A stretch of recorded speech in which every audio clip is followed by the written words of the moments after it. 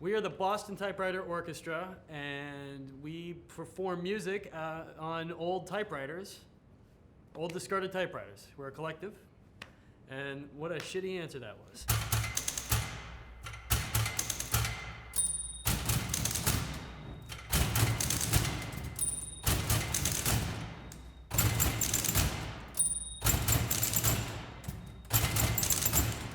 One of the things we sat down pretty early with in the BTO and decided was that none of us were going to try and quit our day jobs to make the BTO work as a legitimate band, and that was sort of a really liberating decision. You know, make enough money to keep us in typewriters, beer, the occasional pizza,